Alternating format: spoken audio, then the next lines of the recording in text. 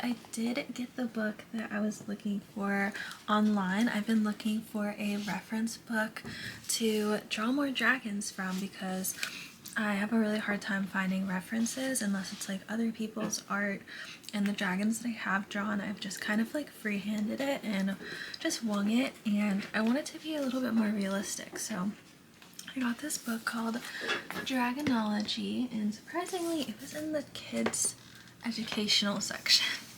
There's a bunch of like field guide infographic stuff, and I think it will really help me get the anatomy down.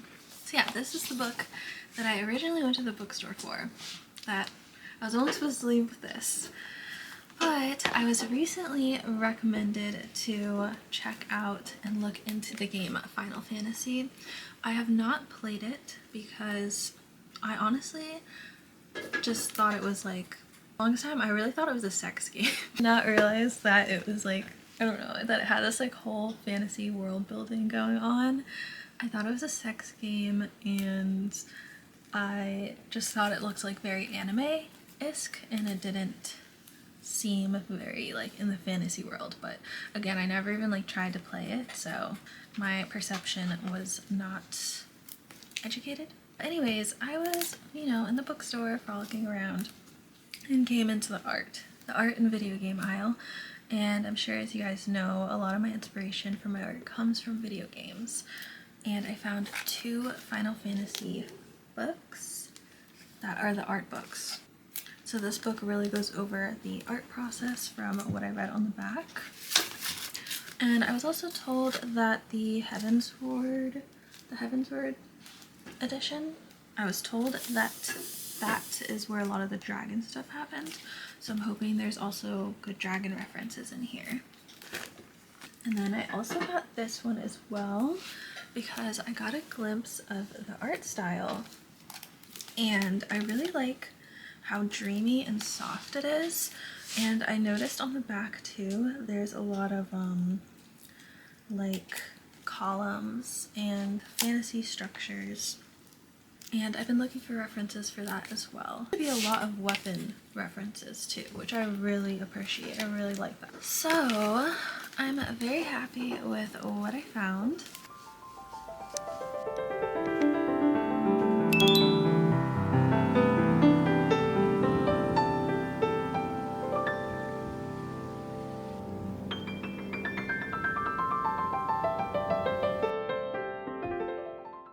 So I got myself a little snack before I start running errands. I got a orzo salad. It is so good. And then I also found some chocolate hearts. I was very happy to find that there was not milk in it. Oh my goodness, it's so rare that I can find chocolates like this with no milk.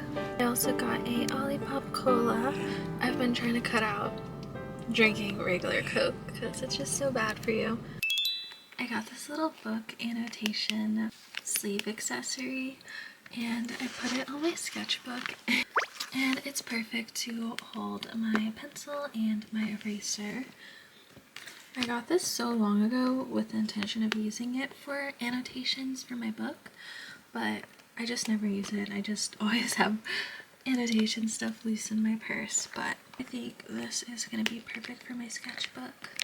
Anyways, I'm going to continue to work on my concepts that I'm doing with these dragons. So I've just added another thing to my spread. I am super inspired by Final Fantasy now that I've started playing it and looking into the art style, which I am so glad that I was recommended to. It's so funny that I've always gamed and I just have never come across Final Fantasy. And I drew my inspiration for the shield structure from the shields in this art book. And I also added this shell that is kind of morphed onto this fantasy shield. So I think this spread is going to be very much those dragon textures, a little bit of a ocean theme, I think, behind this little castle tower. I think it's actually not going to be a tower. I think I'm going to have it be a castle window instead that you are peering out of. And I think in the back I'm gonna make it dreamy ocean view. And then for the shield, I was so inspired by this shell that I actually saw recently at an art museum. I actually showed you guys in my St. Augustine video. That's where the art museum was, in St. Aug. And they had this shell display. And I was looking at these shells. I think it was called like a spider shell or something. And I was like, I hate spiders. So it was like, of course the one I like is called a spider shell or whatever. But I'm just like so attracted to how these shells look. And I just think they're so mesmerizing, and oh my goodness, I would love to find one of these in real life. That'd be so cool. I wonder like where they're native to. I'm not sure if they're native to Florida, but that'd be awesome. Who knows, I might go on like a little shell treasure hunt this summer. But anyways, I'm like super inspired by them. I'm definitely feeling very inspired by the texture of the shell. And as you know, like with the dragon scales and the dragon spikes running down the back and the tail, I think that it kind of emphasizes that. It kind of goes with those textural themes. So I'm definitely so excited to build off of this world. This is going to be for my next sticker sheet. And I'm going to add a few more pieces into this little collection of art. And yeah, I have some space here. So I'm really excited. I feel so inspired by these new games that I'm playing.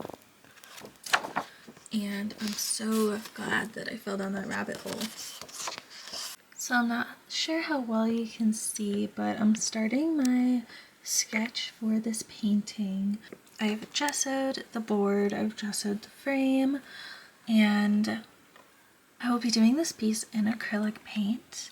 Started sketching out my willow tree. I'm so obsessed with willow trees. They are my favorite trees. I just adore them. I wish for my future pastures to be filled with little willow trees that I could just hang out under with the horses. Yeah, so I love willow trees and I really wanted to incorporate them into my art. Although I've struggled to draw them in the past, I think I've been able to get this one down enough that when you look at it, you can tell that it's probably a willow tree. And I think as I start to paint it, it will be a little bit easier to tell as I'll blend it in as it whiffs through the wind. I'm going to start referencing my little Dragonology field guide book, reference book that I bought, and I'm going to start looking at that and figuring out what pose I want my dragon in. So my plan with this is I'm going to start sketching the dragon underneath and kind of wrapped around the willow tree. So I'm looking in my Dragonology book for some reference inspiration. I think I'm gonna look at this figure here since he's kind of in a laying position, and I'm just gonna kind of look at the reference here for the body structure, try to translate that figure into being wrapped around the tree.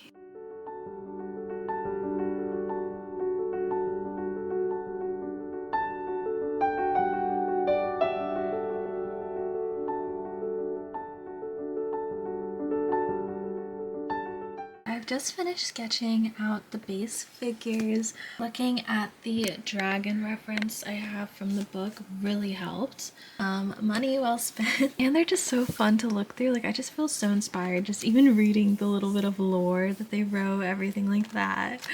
I thought it was so funny. I was looking at the map here at all the different continents and where they're putting the dragons, and I was looking at the Australian one and I was like, wow, that's hilarious. It literally looks like a little kangaroo dragon. It says it breathes blue smoke and often starts brush fires so that it can catch its prey as they're driven before the flames. And that their lairs and nests are in the rocky caves in the Blue Mountain eucalyptus forests. So I guess, guys, that these Australian fires are really caused by these guys. These guys are the culprits for these horrible fires. They're just trying to have a barbecue so that they can cook their prey. Little side tangent, I thought that was funny, but yeah, seeing the like anatomy and everything is super helpful for reference for me. Yeah, so I have the dragon, I was gonna have the dragon sleeping around the tree, but then I ended up drawing it with its eyes open, and I was like, it kind of looks like it's guarding the tree, and I kind of like that a lot.